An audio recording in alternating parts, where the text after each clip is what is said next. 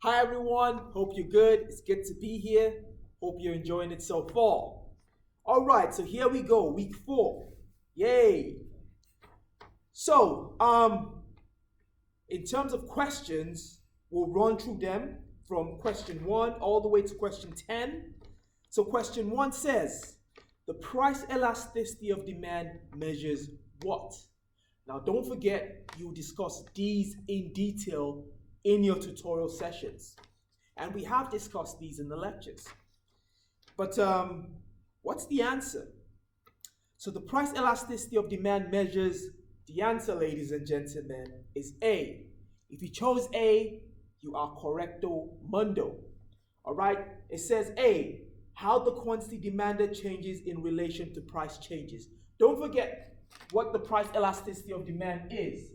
So price elasticity of demand is simply percentage change in quantity demanded divided by percentage change in price, which is also Q2 minus Q1 over Q1 times 100 to make that in percentage form, divided by P2 minus P1 over P1 times 100.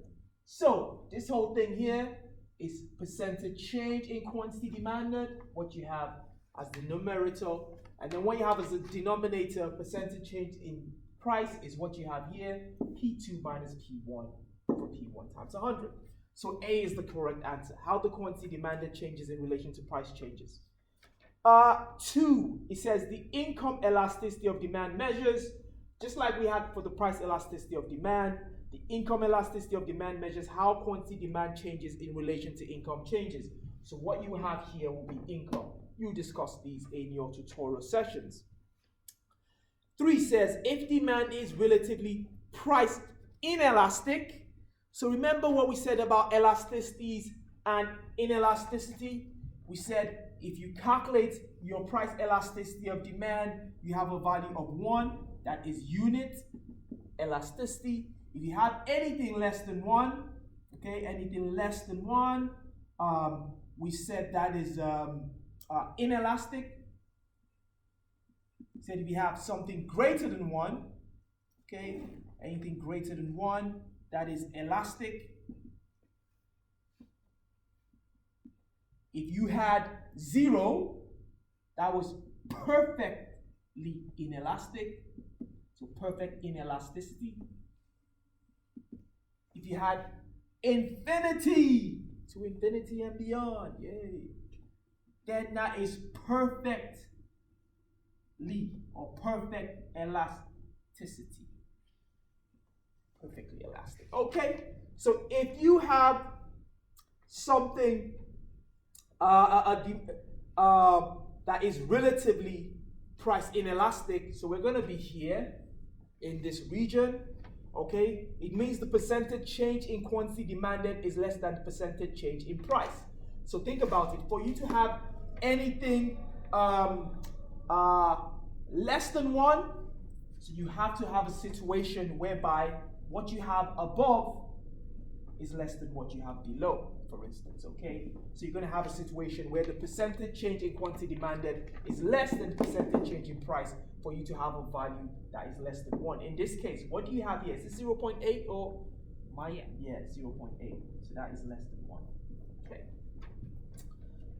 Okay, let's move on to question 4. It says the relationship between the price of one product and the quantity demanded of another product is measured by, if you said cross price elasticity of demand, correcto mundo. Okay, that is correct. Cross price elasticity of demand. So we're measuring how the price of, say, Coca-Cola is affected by the quantity demanded of, I don't know, Pepsi, or vice versa. How the price of Pepsi influences the quantity demanded of Coca-Cola. Cross price elasticity. Cross price elasticity. All right. Number 5. It says if an increase in the price of a product increases revenue, if the increase in price of a product increases revenue, the answer there should be C. Demand is price inelastic.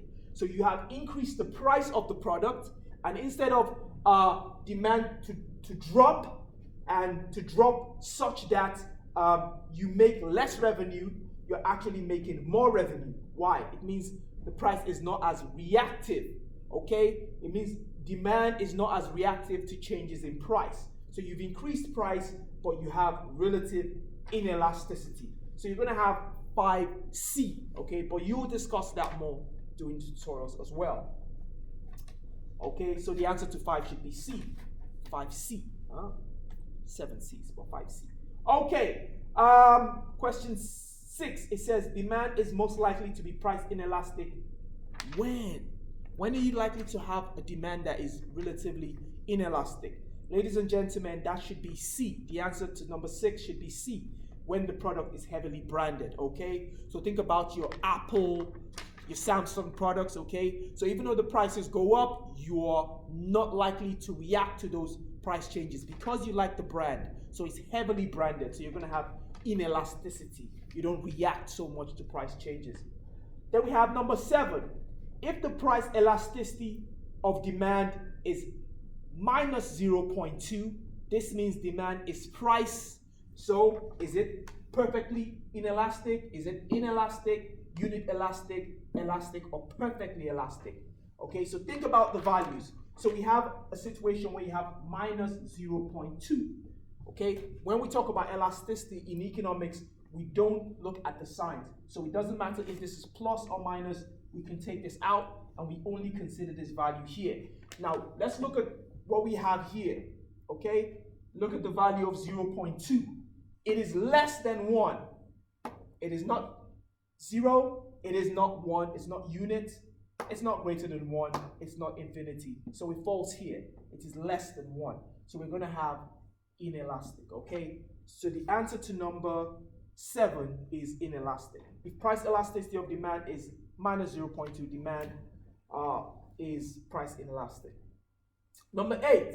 Number 8 is very interesting. It says if the price elasticity of demand for a product is 2.5 and price is increased by 3%, we can conclude that quantity demanded does what?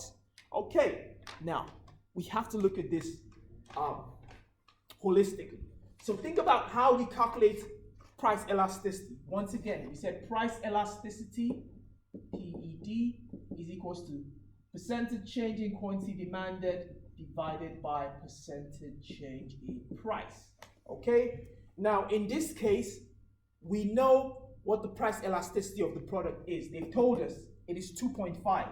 So this is 2.5, right? Okay? And we know price has increased by 3%. Price has increased by 3%.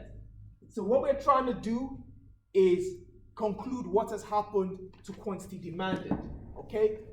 Now in this case, we know normally the price elasticity of demand is usually a negative figure, okay? So this should be minus 2.5, okay? Right? Why is this? Why is this? Because normally when price rises, what happens to demand? It falls, okay?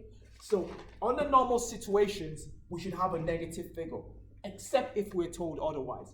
So this should be minus 2.5, this should be 3. All we have to do is substitute this into the equation. So we have minus 2.5 is equals to percentage change in quantity demanded, which we don't know what this is, divided by 3%, okay? So if we multiply this, so we bring this over here, so we're going to have minus 2.5 times 3%, okay? So what does this give us? So this would give us minus 7.5%, okay? Okay, so we know that our percentage change in quantity demanded should be reduced by 7.5%. So we're going to have minus 7.5% here, okay? And that is our answer. Okay, number 9. Number 9 says, assume a pizza costs $10. When the price increases to $12, demand falls 10%. What is the own price elasticity of demand?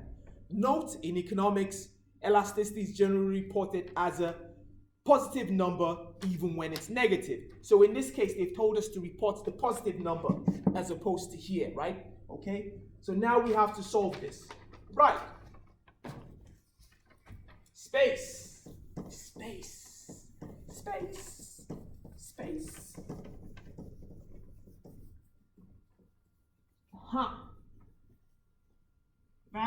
fantastic. Isn't that just good?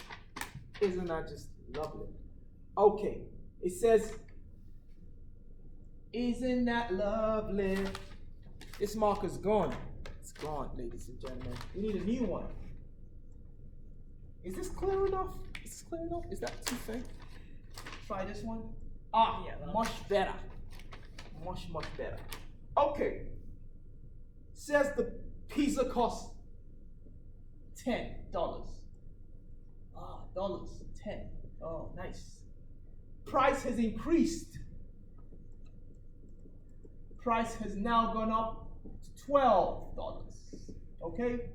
And demand has fallen by 10%. What is the own price elasticity of demand? How do we calculate price elasticity of demand? We know that, ladies and gentlemen. We know that. We know it's percentage change in quantity demanded divided by percentage change in price. Okay? So, it's told us that demand is falling by 10%, so we know that already. Okay? So, this here is 10%, so we can put that in here, 10%. And then it says, what has happened to, prices increased, okay? So what do we have here? We have P2, okay? P2 is 12, our new price. P2 is 12, minus P1, which is 10, our old price, divided by P1, our old price, 10, okay?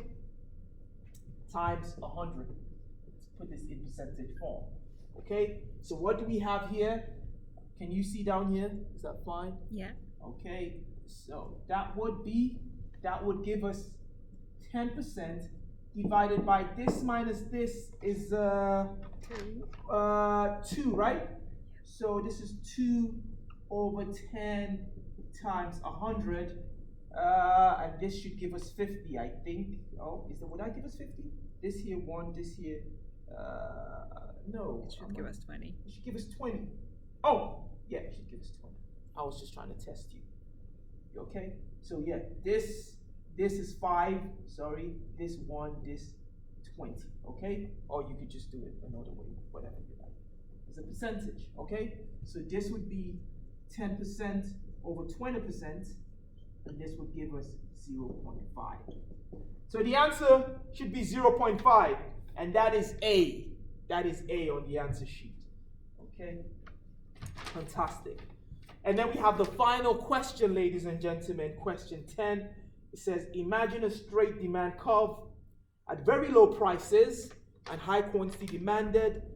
The price elasticity of demand is likely to be, and we're going to have the answer to be relatively inelastic. Remember, we have a straight demand curve, okay? So let's look at what our demand curve usually looks like.